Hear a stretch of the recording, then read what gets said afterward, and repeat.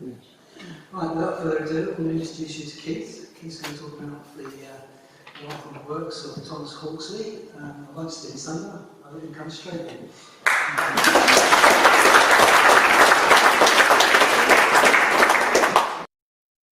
Thank you very much, Nigel, and good afternoon, everybody, and thank you for coming along today. Just to mention, before I forget, there are various mementos here of not just of Hawksley, but of some of his successors, some lovely old drawings and so on.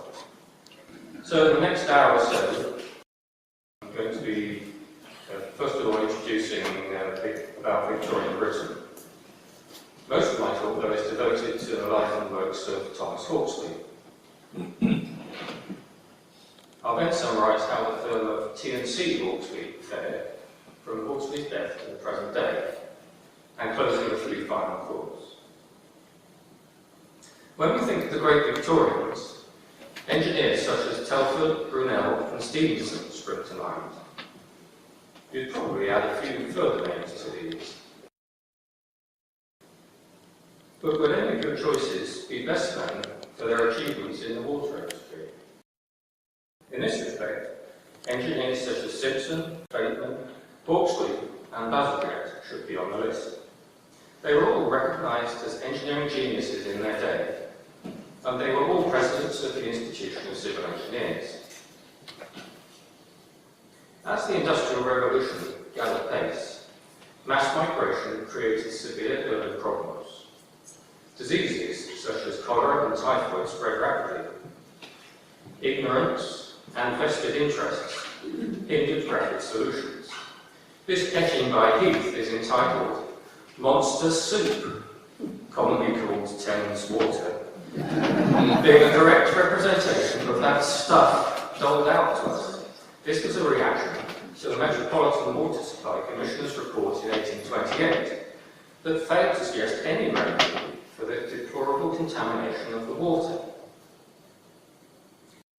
The cholera pandemics that spread from Asia killed over 100,000 people in Britain in the 19th century, with the worst spike in 1848-49.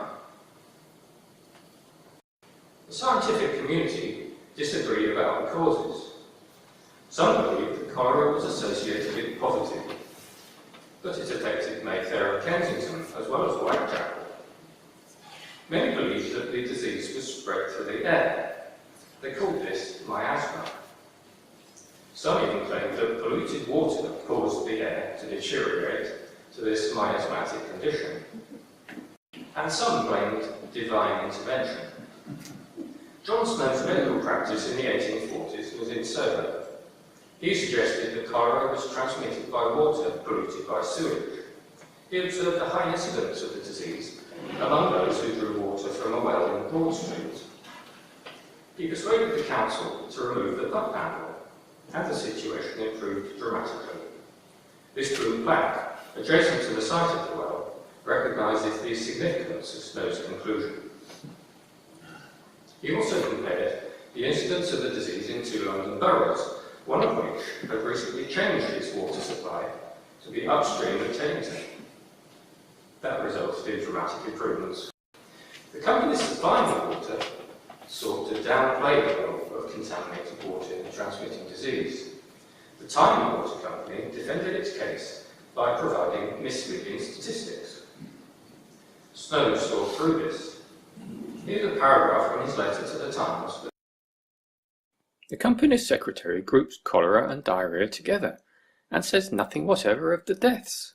He informs us, for instance, that in the Union Workhouse, supplied with the company's water, there were 43 cases of cholera and diarrhoea, out of 540 inmates, and that in the barracks, supplied with spring water, 415 cases among 519 inmates. I have been informed, on good authority, that 10 persons died of cholera in the Union Workhouse, while in the barracks there was no death, no case of cholera, and no person seriously ill. The circumstance of 415 soldiers taking a dose or two of pleasant cordial medicine for diarrhoea is not without interest, but has little to do with the present inquiry. William Bell was another English doctor. who recognised that certain diseases multiply in the intestines of the sick and could then be transmitted to the healthy via contaminated water. He furthered the work of Snell, cholera, and in 1873 he produced a definitive work on typhoid. As you can see from this graph, of deaths resulting from typhoid, the work of Snell and Budd, together with engineers such as Simpson, Bateman and Hawksley, reaped major benefits from the 1840s onwards. As Stephen Halliday and others have observed, these achievements were surely at least as important to the general population as any road or rail network or industrial innovation. Simpson was engineer of the Chelsea and Lambeth waterworks companies. He also designed waterworks at Windsor and Bristol. In 1828, he designed the first slow sand filtration system in the country to purify water from the Thames. This consisted of a layer of fine sand, beneath which were layers of coarse sand, seashells, gravel and loose bricks. The sand removed about 95% of the impurities, and the top layer was regularly replaced. Simpson regarded his device as a physical filter. Decades later, it was discovered that the design allowed beneficial bacteria to thrive. So these are biological filters as well as physical filters.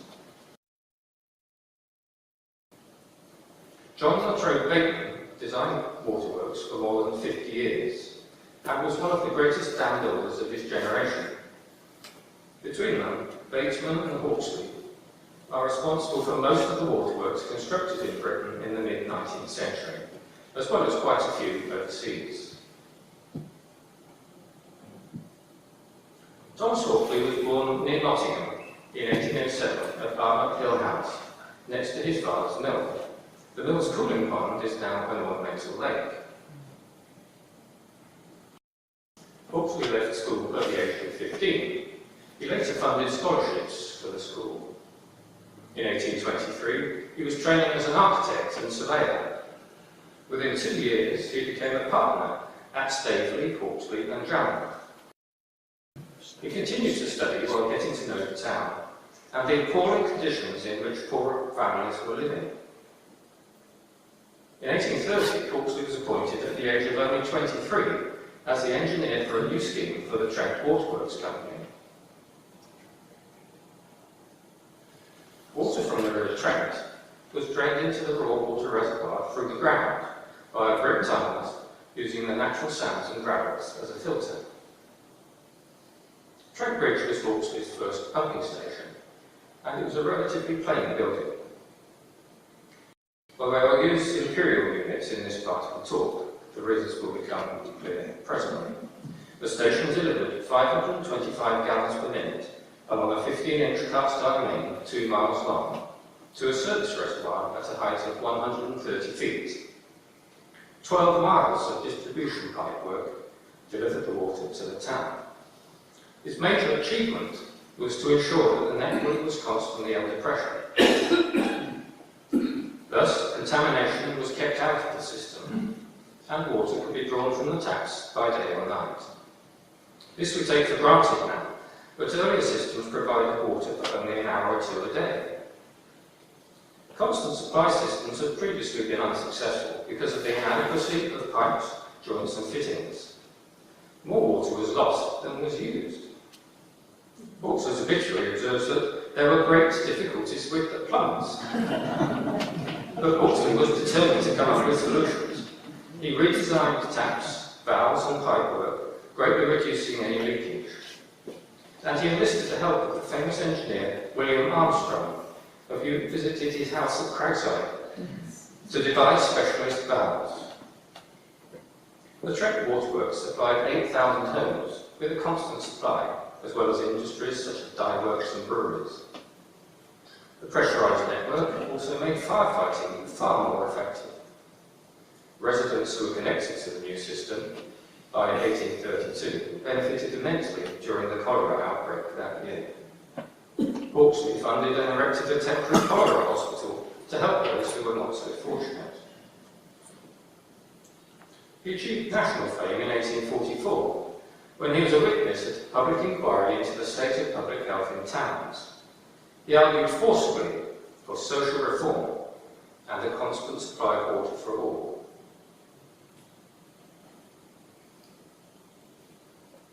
No longer was he just a little-known architect and surveyor with some claim to be an engineer. Suddenly, he was an eminent engineer with a national and international reputation. The Nottingham Water Company was formed soon afterwards. From the three existing companies, Hawksley was appointed as its engineer, and they adopted pure and constant as their motto. By 1848, Nottingham's constant supply enabled the town to escape the worst cholera outbreak in British history. He took on the council and the landlords by promoting and carrying through Parliament a bill that allowed common land to be used to replace squalid slums with decent houses. This common land was previously hemmed in the town on three sides, causing overcrowding and exacerbating the impacts of disease. In 1852, Hawksley moved to London to set up his own consultancy in Great George Street, where he practiced for 40 years. Many of the projects that I'm about to describe were designed in these London offices. Let's have a detailed look at Hawksley's design of water pumping stations and what's happened to them since. Here's another early Hawksley pumping station of simple architectural design. It's at Hungerden in Sunderland, and it has been converted into homes within an area that's been named Thomas Hawksley Park. By the 1850s, though, Hawksley developed the view that a waterworks should not look like a factory. It should be a source of civic pride, even if it was nowhere near the town centre. This perhaps could be considered in another way. Perhaps 90% of a water engineer's efforts are hidden underground as networks of pipes and chambers, and, these days, submersible pumping stations. Perhaps an engineer could be forgiven for a desire to make a bit of a statement on rare occasions when the opportunity arises. So, ladies and gentlemen, today you'll see more pictures of pumping stations and other such structures than you've seen for many a long year. The general design of pumping stations was driven by the massive steam engines, which were the only reliable source of power at the time. Steam is admitted to a cylinder, promoting movement of a piston. This causes the beam to rock about at central bearings. A flywheel maintains steady operation, and the beam moves rods up and down to operate the pumps. An entablature carries the main beam bearings. The major components of these engines would not fit through any sensible sizes of doors or windows, so they had to be introduced early on in the construction process. According to Peter Ellis, the massive temporary works required could incur as much as 10% of the overall cost of the engine house. Here you see the engineers and workers at Ryder showing their confidence in their lifting equipment. As you can see in the high image and on the right at Dalton, the shape of the engine often led to a square side elevation of the engine house. The ground floor was usually about twice the height of the upper beam floor.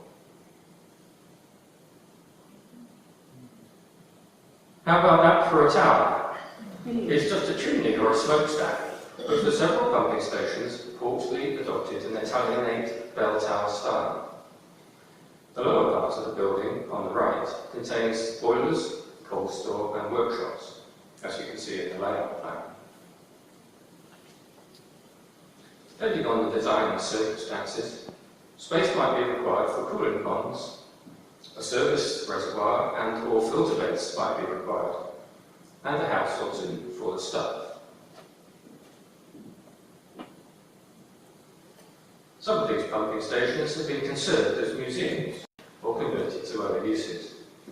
Sadly, others are derelict or have been demolished. So what became of this particular pumping station at Dalton? It operated until the mid-1940s when it was closed.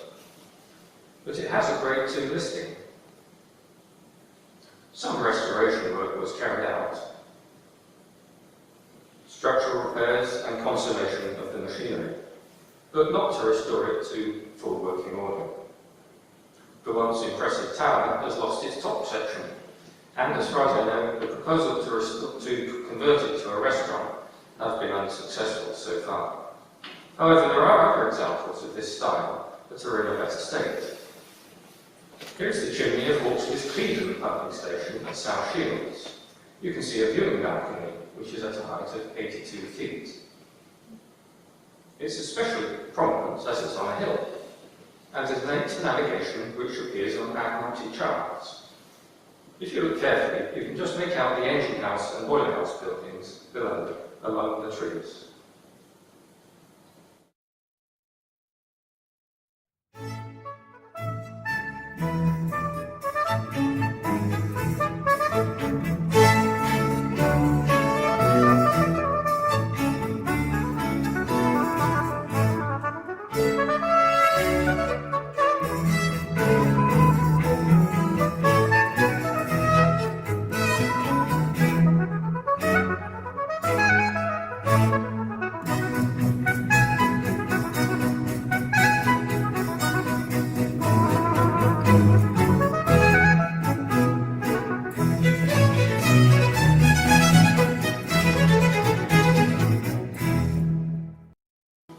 These buildings have been converted into homes.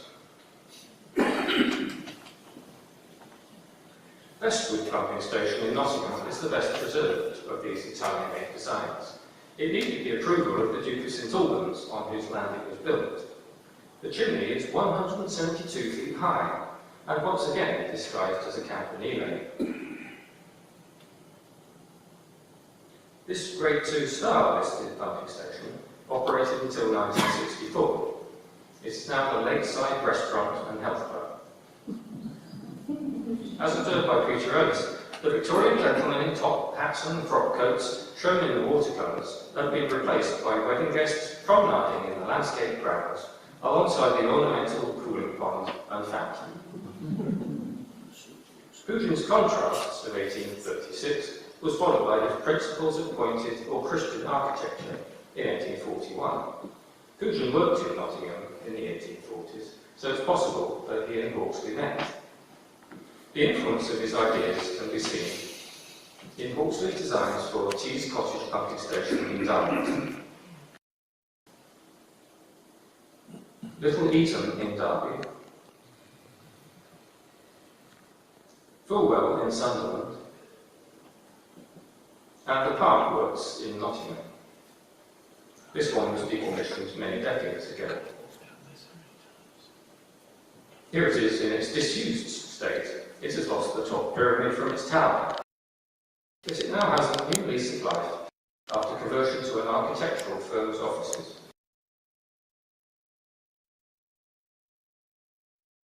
This picture shows the interior structure of Hawksley's covered reservoir at Packaway pumping station in Nottingham.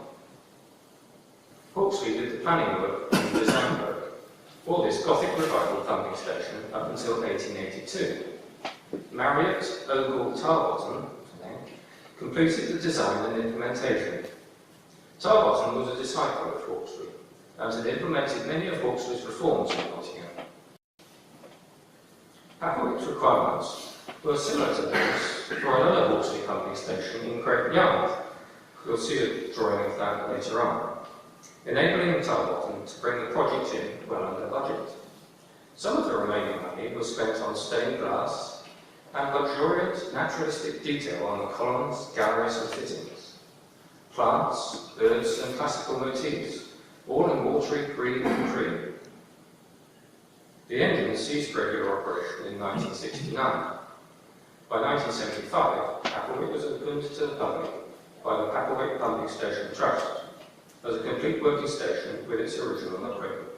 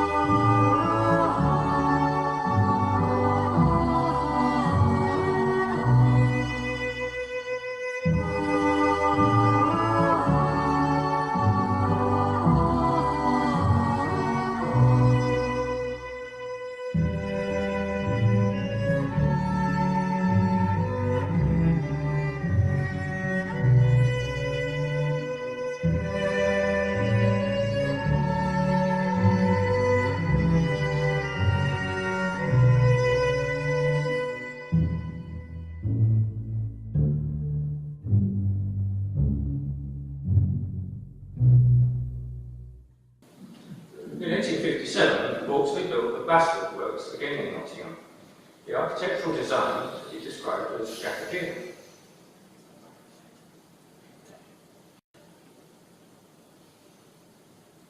This is the original plan and landscaping of the site, with the engine house and boiler house aligned symmetrically with the coolant pond, which again was not just a plain rectangular structure. The pumps operated until the early 1960s. One of the Hawthorne beam engines is now in working order at Nottingham's Walton Park Industrial Museum.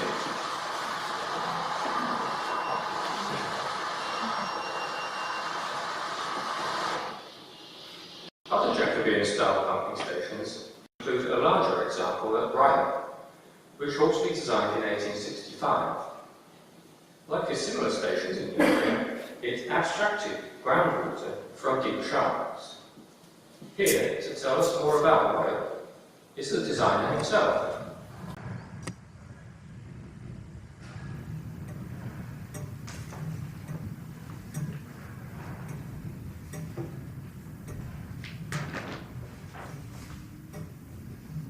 The demand for water was ever growing, and when the water company acquired a plot of land here at Ryhope, I was once again asked to provide designs and specifications.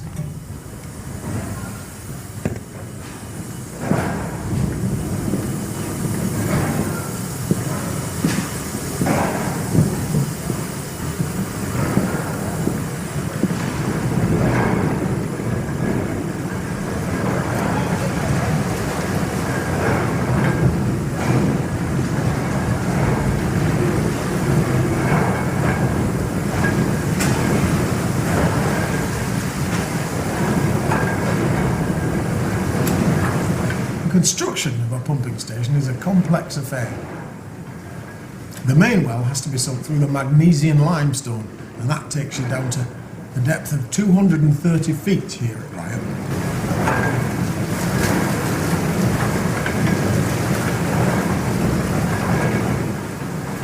And the engines have to be installed in the engine house as it is being built around the wells. The engines form an integral part of the house. We call them house engines. The boiler house with its tall chimney had to be built and got ready for the commissioning of the plant.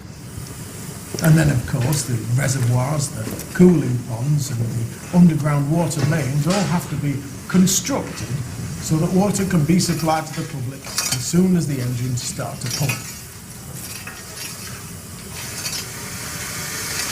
And finally, the dwelling houses for the station workers and the superintendent have to be built and the grounds landscaped.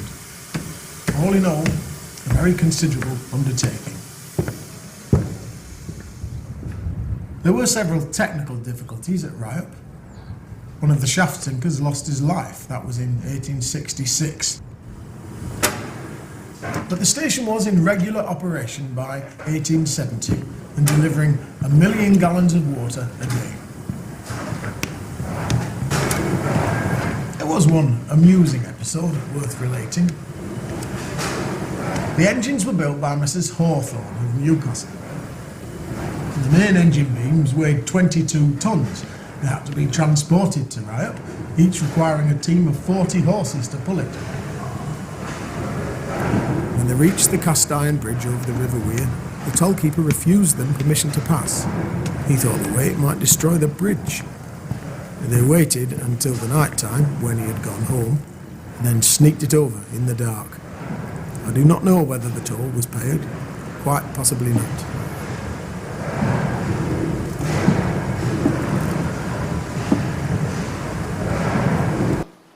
A century later, abstraction here and in other local pumping stations caused the water table to drop below sea level, threatening saltwater ingress. Also, softer water became more widely available and more cheaply from Derwent and Kielder reservoirs. These factors contributed to the station's closure in 1967. It was taken over by Royal Engines Trust and opened as a museum in 1971. The engines are operated in steam on several occasions annually. The Superintendent's House now houses the tea rooms and the replica of Hawksley study that you've just seen, courtesy of Keith Bell, chairman of the Trust. I hope that, like me, you admire the quality of those old details and drawings. Here's something that you may have seen before that summarises the topic very nicely.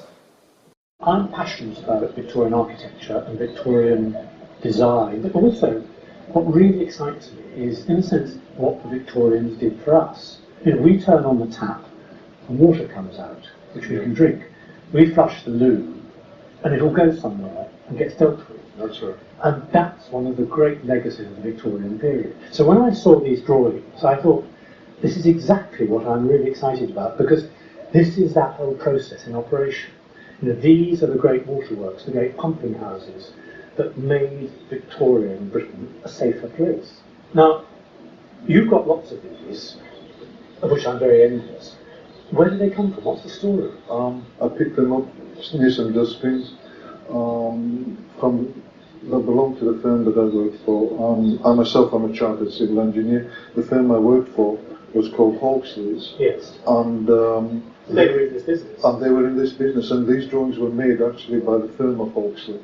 And apparently what happened was that they microfilmed them, and then because they were short of storage space, they decided to get rid of them. And I spotted them before the dustbin man took them away. How many did you get? I don't know, maybe twice as much as I've got here, but half were sold at an auction some time ago, and I kept the rest, and the rest are here today. When you look at this, these are all watercolours. They're all drawings. You know, every detail somebody has worked out. And look at the way the windows are painted. Look at the way the land is painted. Architectural drawings of the 19th century are just fantastic artwork. Yeah, I don't think they could be done nowadays that well. Let's just lift this up and look at it. I mean, it's just, you know, look, you've got the pumping engine, you've got all the boilers, you've got the whole detail. This tells you how to build it. Let's move on. This one is nice and simple, but this is all about architecture. You know, what excited the Victorians? It was architecture that drew from history. This is the chimney for the steam engine. It's actually straight into Venice. Yeah. You know, this is a Venetian campanile, or something out of Italy, inspired by Ruskin. These are functional buildings, but look how exciting they are. Look at all the iron trim. You know, these are a wonderful vision of a lost world to us. And here's details for the same pumping house. Look at the details of the architecture, the wonderful way the doors have been configured. Everything is just meticulous in the way it's drawn, with great imagination. They're lovely to look at. And of course, the other thing that starts in the 19th century is long-distance water supply. This is Liverpool Corporation Waterworks, but this is actually part of the supply chain from the centre of Wales. Yeah. And that vast reservoir built with fresh water, which can constantly be drifting down to Liverpool. And Liverpool can grow as a modern city because it's got a water supply. The only thing I can add to that perhaps is that there used to be, and I think it still is today, a ton of water delivered to your door from the middle of Wales is the price of 1 pint of milk. Yeah. Yeah. 1 pint of milk and you get a pint of water for it, yeah. And that's because we have this enormous network Yeah. set up in the 19th century. So you rescued them. I think just going through the piles, and obviously this is a very small selection of what you've got, going through them, it was almost impossible to choose what to show, because every drawing is wonderful. You've rescued something that takes us deep into, the great achievements of the 19th century. But actually you rescued something quite valuable. The great drawings are going to be, that I've seen, are going to be £500 each. Let us say I've seen 30 great drawings, which I have.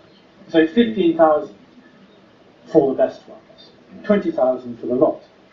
And you may have more, I don't know. So that's it, yeah. So you rescued something that was very valuable in every sense. Valuable as history, and as it turns out, now, many years on, valuable in money. Thank you. Thank you. One of those colourful drawings was for a water supply scheme for Liverpool. There were actually 2 main schemes. The first was the Rivington Pike scheme, which we completed in 1857. This was controversial because there were several rival proposals. Supporters of Hawksley's proposal became known as Pikeists, and they won the day after Robert Stephenson was called in to arbitrate. It included 5 reservoirs, 4 acres of sand filters, and a 17-mile-long, 44-inch diameter supply main, the longest major water supply main in existence at the time. The scheme remains in use, although the filters have been replaced with a multi-stage treatment plant.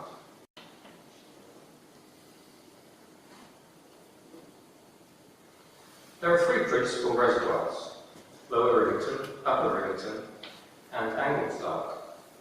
These are among Hawksley's first impounding reservoir designs and are fairly shallow, bounded by 7 embankments that total nearly 2 miles in length. At the top of the schematic, you'll see the Goyt. This connects the other 2 Hawksley reservoirs to Anglesdark.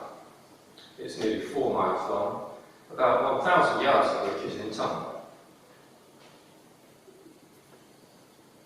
Almost 20 years later, the corporation called upon Hawksley again when additional supplies were needed.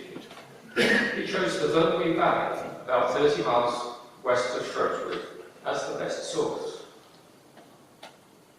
Based on the ground conditions, he suggested that the dam should be constructed of masonry. This was the first such dam to be constructed in Britain, and the first to incorporate a drainage tunnel to combat uplift pressure. The dam is about 1,200 feet long, with a maximum height in the centre of 145 feet from foundation to crest. Here's a short video describing aspects of the construction of the dam.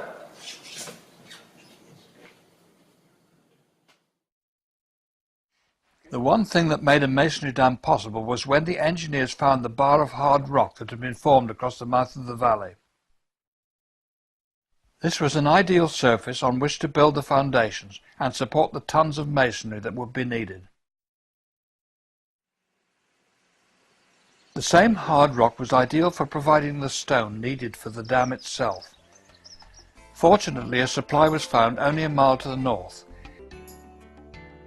A narrow gauge railway system was built to carry blocks of stone, some as heavy as 10 tons. The track led down to a holding site with several sidings and then down to the dam itself.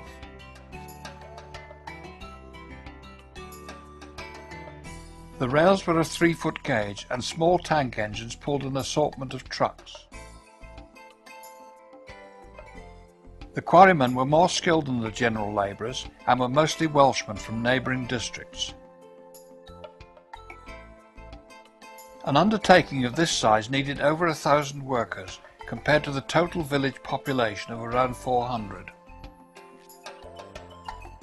Some of the workmen were locals with homes nearby, but many were itinerant navvies who had heard about the work.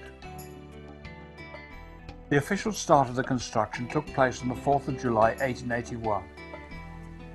A large crowd joined the 3rd Earl of Powys when he unveiled a plaque at the northeast end of the dam, even though some of the early work had already been carried out.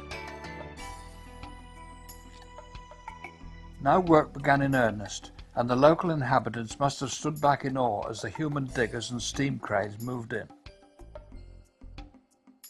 The first task was to excavate down to the bedrock so that there was a firm base on which to build the foundations. The surface of the rock was jagged, so some of the projecting points were blasted off. Also, the bedrock sloped and so had to be stepped to accept the stonework.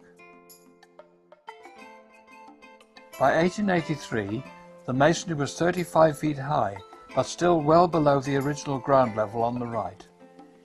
To get some idea of depth, the Earl's plaque is on the right. During the next 2 years, the height of the dam doubled and was now above ground level. 5 years after building started, the dam was becoming recognisable. It was the first such dam to act as a weir. Overflowing water cascades over the dam's downstream face, dispensing with the need for a separate spillway. Consequently, the road is carried across the crest on 31 arches. The towers at either end of the main overflow section allow internal access throughout the dam via tunnels and shafts. The village of Llanwilliam was submerged under the reservoir. The corporation built a new church, chapel, school, hotel and houses for the affected villagers. When full, Lake Burnley contains over 2 billion cubic feet of water. Here's where it starts its journey to Liverpool.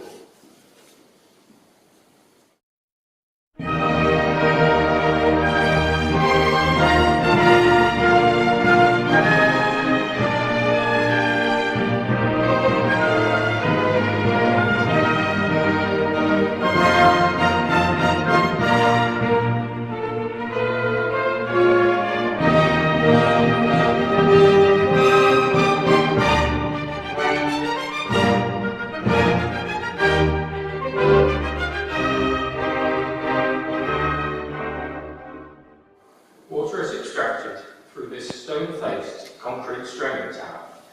It's 170 feet high and connected to the shore by a stone bridge. A small circular stair tower is attached. Both towers have steep conical roofs of copper sheeting over timber frames. Below water level, the tower houses 3 strainers almost 26 feet tall and adjustable inlet pipes that can be raised or lowered externally.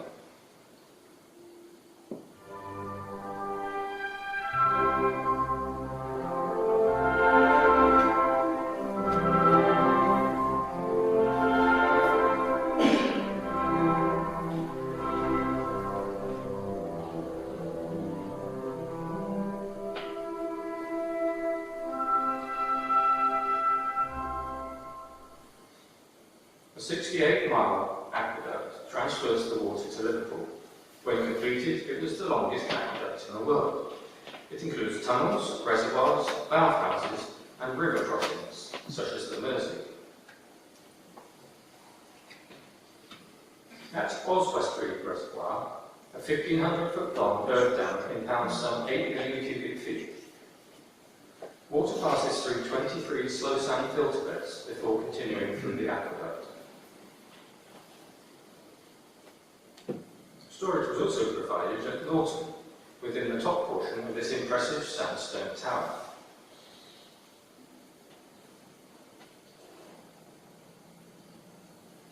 The plans for the scheme were in the joint names of Hawksley and George Deacon.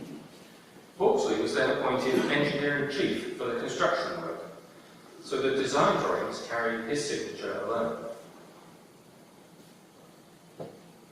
4 years later, Hawksley resigned when he discovered that the council had also entered into a separate agreement with Deacon, naming him as joint engineer, not just Hawksley's assistant.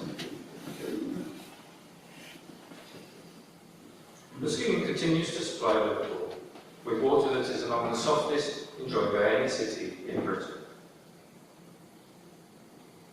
Like many other reservoirs, it's also a valuable resource for recreational activities and wildlife.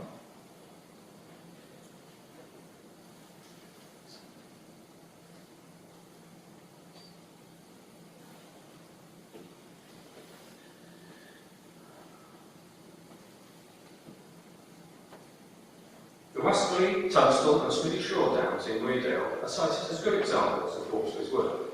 For their time, Hawksley and Tunstall were very large dams with heights of 90 feet and 82 feet respectively. The embankment dam at Tunstall is where pressure grouting with cement grout was first used in 1876. Hawksley used this to reduce leakage through fissures within the rock foundation. He used the technique again shortly afterwards in Lancashire. After construction began, fissures were found in the underlying sandstone and the grout was applied. Further grouting was found to be needed after the reservoir had been filled, so this particular project did not come in on budget. However, no further work has been needed since. The original Dale Dyke Dam near Sheffield was not one of Hawksley's designs. On the 11th of March 1864, the newly built dam collapsed while it was being filled for the first time. Enormous quantities of water swept down the valley. The flood continued down the River Don into Sheffield and Rotherham, destroying everything in its course. 238 people died, and some 700 animals drowned. 130 buildings were destroyed and 500 damaged, and 15 bridges were swept away. Hawksley worked with other eminent engineers to investigate the cause of the accident. He was then appointed engineer in charge and took over designing reservoirs for Sheffield, including the replacement of the failed embankment. All of these dams remain in use.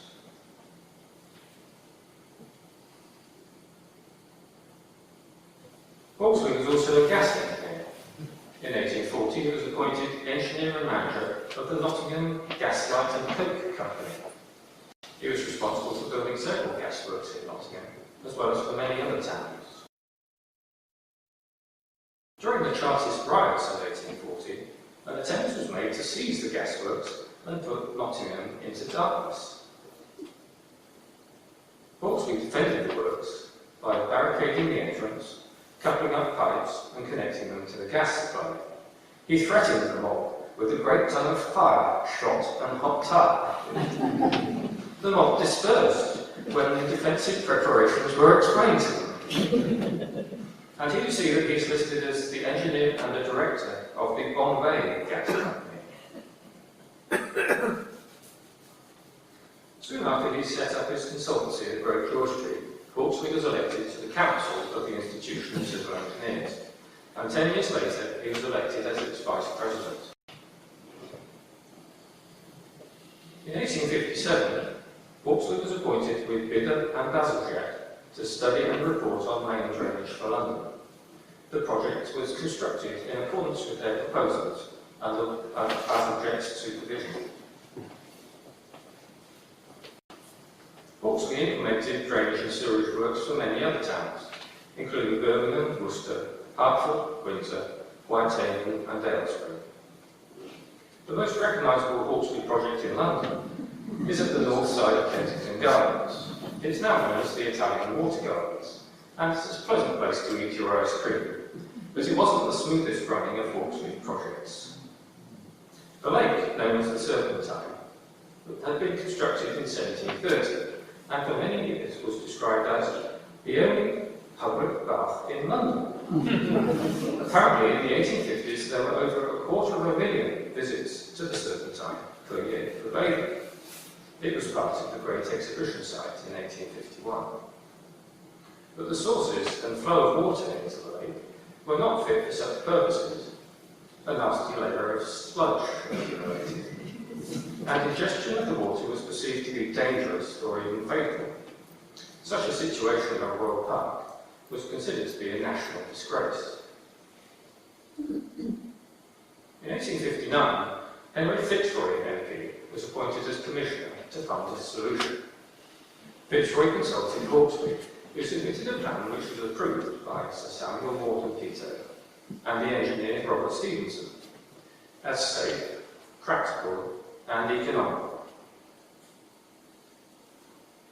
Hawksley proposed to establish at the head of the Serpentine, in such a manner as to be no detriment to its beauty, a proper filtering apparatus, and to draw from the lower end of the lake about 2 million gallons of water a day, which, after passing through the filter bed, would fall via a cascade into the lake at its head. Hawksley's scheme provoked an outcry of protest, particularly when his report to Fitzroy was published in full in the Times. Despite the protests, contractors were appointed and work progressed rapidly. Unfortunately for Hawksley, the two most influential supporters of the project, Fitzroy and Stephenson, both died towards the end of 1859. In March 1860, the new commissioner ordered Hawksley to suspend the works, by which time the filter beds had been largely constructed and the foundations of the engine house were in place. The subsequent committee decided that this cleansing process ought not to be carried out in one of the most beautiful spots of Kensington Gardens, and so the filter beds became ornamental ponds. In the end, a borehole was constructed to supplement the inflow of clean water, and the engines, which had already been ordered, were installed. But it took a long time for the pollution of the lake to be brought properly under control by this method, and further boreholes had to be sunk to supplement the flow rate further. The Dictionary of National Biography states that there is scarcely a large city in the kingdom which did not make use of Hawksley's services. Yet he was also instrumental in advising many authorities overseas, in places as diverse as Denmark, Sweden, Austria, Germany, Poland, Brazil, and Barbados. He received several foreign honours: Commander of the Order of Franz Joseph of Austria, Commander of the Rose from Brazil, a knighthood of the Swedish Order of the Polar Star, and from Denmark, a knighthood of the Dannebrog.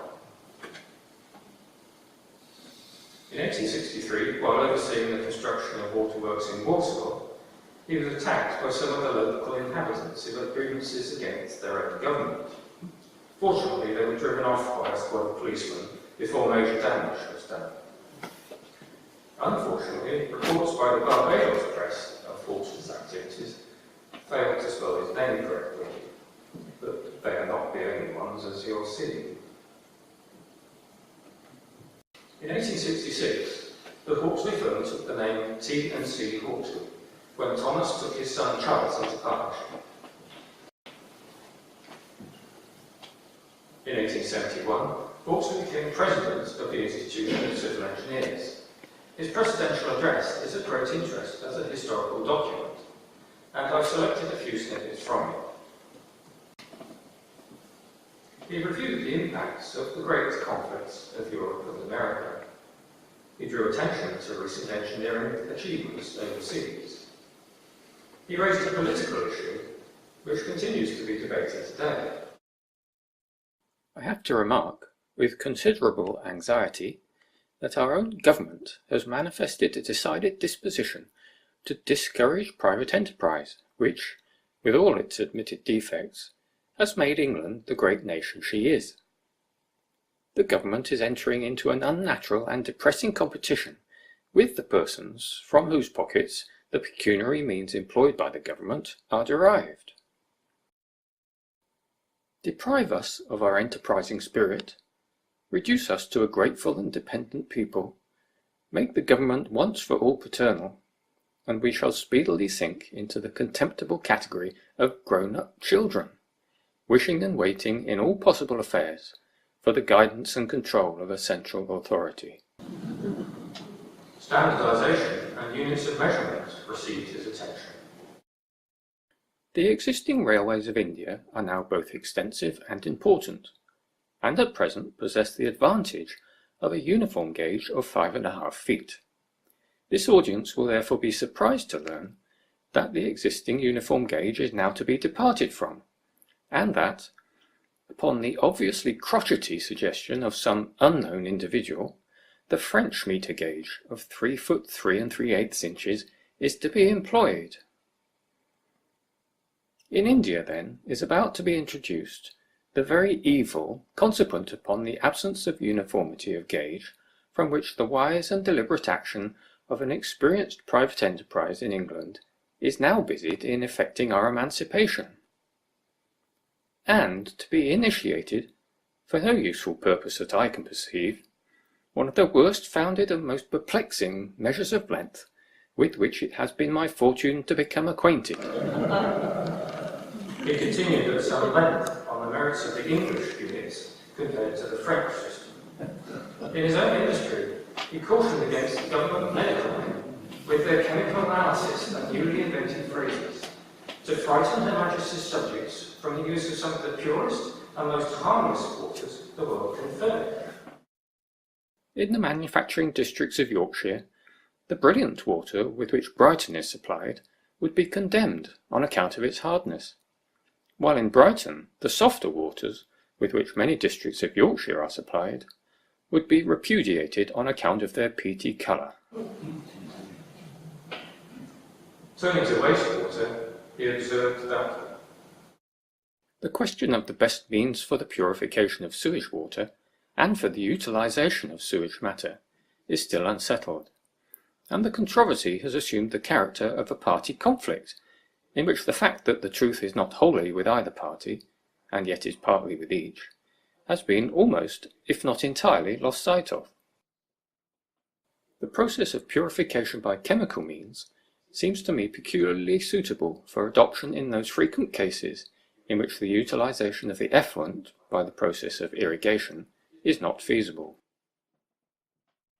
he also advocated this in evidence to a government sanitary inquiry, and I'll return to this recommendation later on.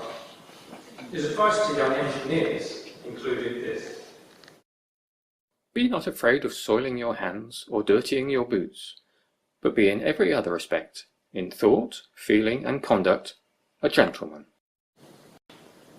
In 1864, Hawksley was appointed President of the newly formed British Association of Gas Managers. In 1876, he became President of the Institution of Mechanical Engineers. Today, the annual Thomas Hawksley Lecture is one of the most prestigious events in the institution's calendar. Furthermore, the Thomas Hawksley Gold Medal is the premier award for the best original paper published by the institution each year. In the same year, he became President of the Health Section of the National Association of Social Sciences, and in 1878 was elected to the Royal Society. In the mid-1880s, these certificates were awarded to him by the Councils of International Exhibitions on Health and Inventions. In 1887, a committee of leading engineers and barristers met to discuss how to mark Hawksley's 80th birthday. They decided to commission this portrait. They also decided to arrange a surprise party.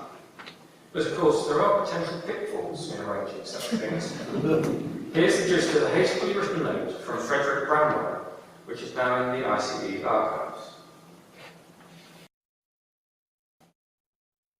My dear Mr. Hawksley, I am filled with horror at the information I have just received, which is that, between Pole and myself, you have never been officially requested to honour a party of your friends with your company at dinner tomorrow, Wednesday evening at the Albany at 7:30 precisely, to give them the opportunity of presenting to you your portrait by Mr. Herkomer.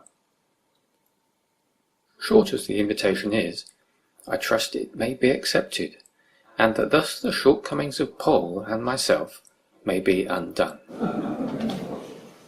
He was still working on projects until about a week before he died, at his home in Kensington, at the age of 86.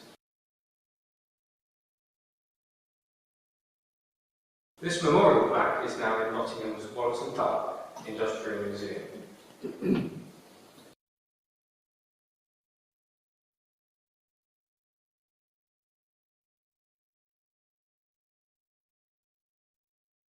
By his genius, strict integrity, and hard work up to his 87th year, he earned for himself the highest reputation, both at home and abroad. T&C Hawksley continued to operate after Thomas Hawksley's death, with his son Charles at the helm. Here is Charles in his study, and a couple of photos from the design offices at that time. And in this photo from 1909, you see Charles seated in the centre with his son Kenneth on his right, and the Hawksley portrait on the wall behind them. Kenneth was taken into partnership in 1900 and took over on the death of his father. In 1924, a fourth generation, Thomas Edwin Hawksley, became a partner. Major schemes for which he was responsible included True Valley Reservoir, the fifth largest artificial lake in the UK, for Bristol, the Langford Waterworks scheme for Southend, and the Hanningfield scheme also in Essex, and in Jersey a desalination plant, and the Valtholomare Dam. After completion of the Pittsford Reservoir scheme in Northamptonshire, Thomas Edwin Hawksley identified a suitable site at Empingham for the next major water development that would be needed in the East Midlands. Meanwhile, the firm had moved to Great Scotland Yard, with a branch office in Charing Cross Road. But, in March 1973, an IRA car bomb caused death, many injuries and widespread damage, including to the main Hawksley office. So they decided to move to Aldershot. It was during this move that John Gravelings rescued those Victorian drawings from the vast quantity of materials in a skip. Another engineer, Bob Schofield, rescued some original documents from Papplewick, which he later presented to the Papplewick Pumping Station Trust. Anyway, parliamentary approval was granted for the Empingham scheme, and Thomas Edwin Hawksley continued to work on the project until his death in 1972, on his way home from the office. The Empingham project arose from a steady increase in water demand, coupled with the planning of 5 expansion areas, which are shown here in pale green. A new water treatment works was constructed south of the reservoir. The dam is in the valley of the River Gwash. But the overall project is a pumped storage scheme, as well as an impounding scheme. The available yield from the Gwash was far too small, so water is also pumped from 2 other rivers. This required 9 miles of tunnelling in clay, large diameter pipelines, river intakes, and pumping stations. After it was commissioned in 1976, Empingham Reservoir was renamed Rutland Water. It's one of the largest artificial lakes in Europe. In fact, by surface area, it is the largest reservoir in England, although by capacity, it's since been exceeded by Kielder Water. It provides a nature reserve and many leisure activities. The geology is not ideal. Layers of marlstone form a confined aquifer beneath the valley floor, and this is covered by clay of varying thicknesses. These clay strata exhibited many shear surfaces caused by a valley bulge, which occurred at the end of the last ice age. The dam is 120 feet high and nearly 4,000 feet long. You can see that at the base, it is almost as wide as its length. The embankment slopes have to be very gradual because of the ground conditions. Most of the material for the embankment is clay from the 2 borrow pits shown here in the valley floor. Inlet and outlet pumping stations are located to the east of the dam. In this section, the letters A, B, C, etc. merely indicate different qualities and characteristics of the clay. Nearly 11,000 sand drains, 2 feet in diameter, were required beneath the dam to ensure the stability of the clay foundation, in conjunction with the drainage blankets in the dam itself. Water from the 2 river intakes enters via inlet jets in the southern leg of the reservoir. There are 2 outlets, one at the southern end of the dam and a secondary outlet within the northern leg of the reservoir.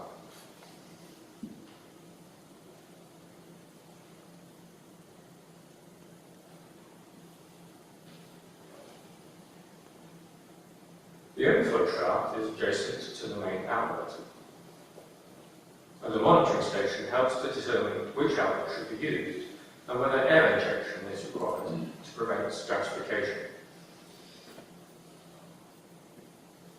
Here are the overflow spillway and shaft and the main outlet. Note that a breakwater was installed to shield the overflow burner from wave action. The overflow connects to the lower portion of a downstream tunnel, which also contains various inlet and discharge pipelines and other services. Here's the tunnel machine being lowered into the outlet shaft during construction. And here we see a section through the main outlet shaft. Note that water can be taken from any of 4 different levels. The scour valve at the bottom can be opened to let water out of the reservoir very quickly. It's also used to flush sediment out of the reservoir if too much is accumulating behind the dam. One special aspect of the project was the saving of Normanton Church. The Water Authority firmly maintained that it must be demolished, and there was no money available to preserve it. Jacking it up and moving it would therefore not have been possible. Finally, the lower level of the church was filled to create a new floor level above the water level, and the causeway was built to prevent it becoming an island. It's now a museum and ready to live.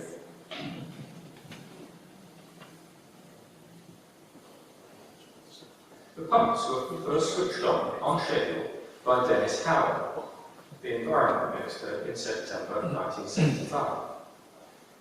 However, it took a very long time to fill the reservoir because the following summer was Britain's driest in over 200 years. Howard was made Minister for Drought.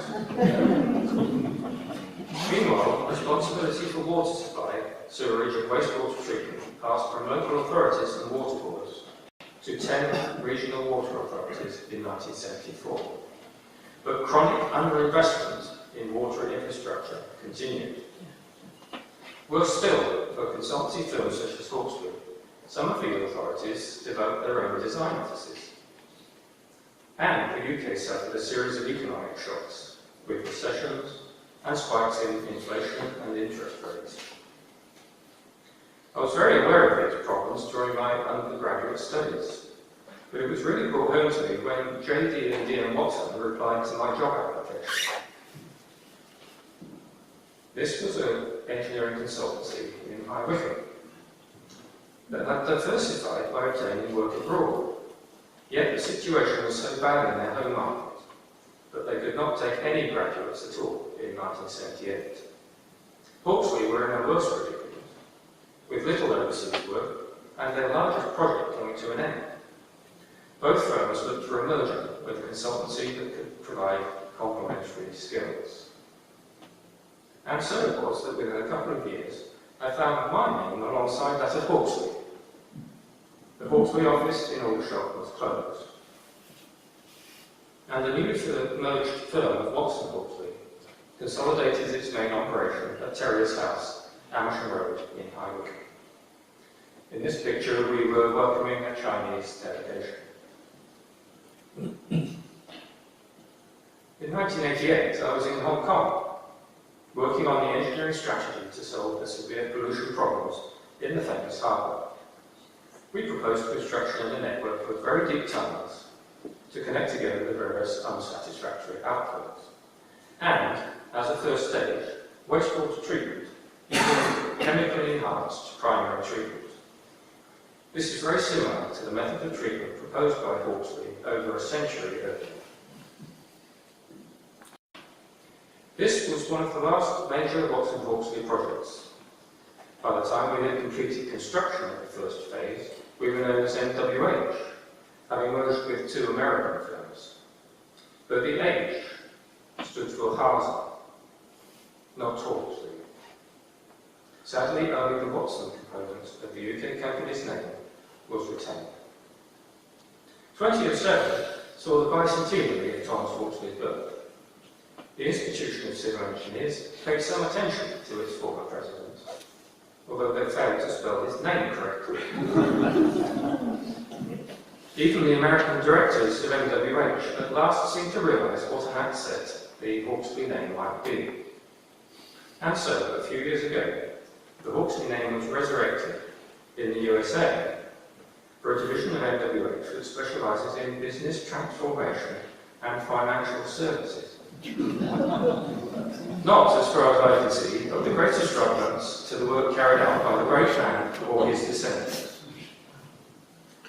As for Terrier's house, planning permission has been granted for 20 houses where the offices used to be. And it was during the move from there to London Road that Tony Barron, who is here today, rescued these Hawksley certificates. Some final thoughts before tea and coffee. Thomas Hawksley brought sanitation and wholesome water supplies to our Victorian towns and cities. His ideas on pure and constant water supply have been implemented throughout the developed world. His engineering achievements and technical brilliance were matched by his regard for the plight of poor citizens, and his determination to challenge the establishment on their behalf. This often brought him into conflict with politicians, employers, his fellow engineers, and the social circles within which he moved. But this never seemed to deter him. He, along with John Luttrell Baker, deserves a place in our consciousness alongside Stephenson, Telford, and Brunel. Nevertheless, it is a sobering thought that billions of people still suffer from contaminated water sources or inadequate sanitation. And finally, one might wonder, when Hawksley received many foreign honours, why in Britain did he remain just plain Thomas Hawksley?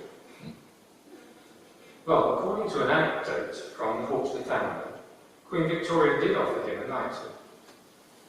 And he replied, "I would prefer to be a baron, Ma, if you don't mind." The Royal Archives are unable to confirm or refute this. Ladies and gentlemen, that concludes my talk. And I'll leave you with some acknowledgements on the screen. The list includes a wide range of enthusiasts for the legacy of Thomas Hawksley. Thank you.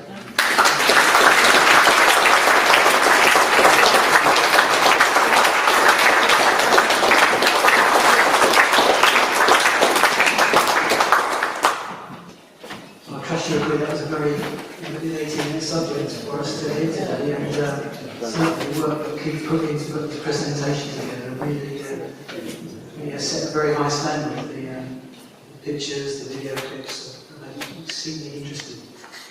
Now we have a 20-page questionnaire here for those of you paying attention.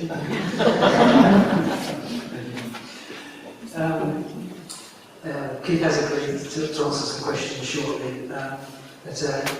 But I really enjoyed that talk, and I hope you did as well. It's mind-boggling just how many reservoirs and pumping stations there are. But as a man who likes steam, I quite like to see the steam engines and also pumps and things working. Brings back nice memories for me. Brings back memories to you as well. Very interesting. Very rewarding, I think, to know that we had these sort of brilliant people working back in the 1800s, so many of them, not only in the